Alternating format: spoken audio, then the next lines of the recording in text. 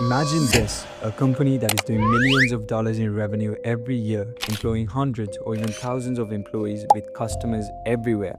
From the outside, it looks unstoppable. But inside the company, something is already going wrong.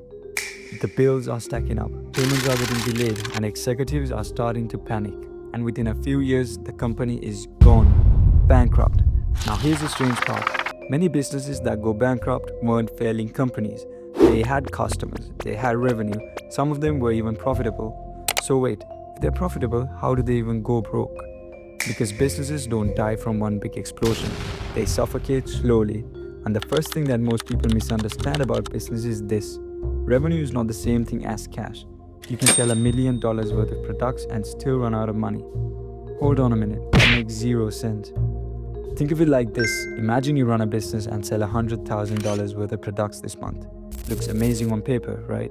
But your customers, they don't pay immediately. Some pay in 30 days, some in 60 days, and others may even take up to 90 days to repay you. Meanwhile, your expenses are due now. Your rent, employee salaries, payments to suppliers, you get the point. So while the company looks successful on the outside, inside, the bank account is running bone dry. Now this is what they call a cash flow problem. Now you and I are gonna have problems if you don't hit that like button and subscribe to Afterthought right now. Getting back to the topic. Cash flow problems destroy businesses every year. A perfect example of this kind of financial pressure was the once massive toy retailer, Toys R Us. If you grew up in the 90s or the early 2000s, that store felt enormous. Huge aisles, thousands of toys, kids everywhere.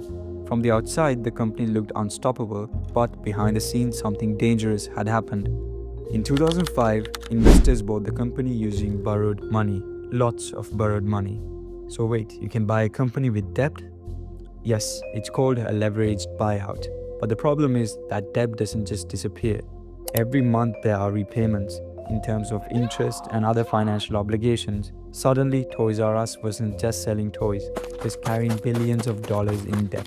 And when competition from companies like Amazon started growing, Toys R Us didn't have the financial flexibility to adapt. Most of their cash wasn't going into innovation, it was going into debt repayments.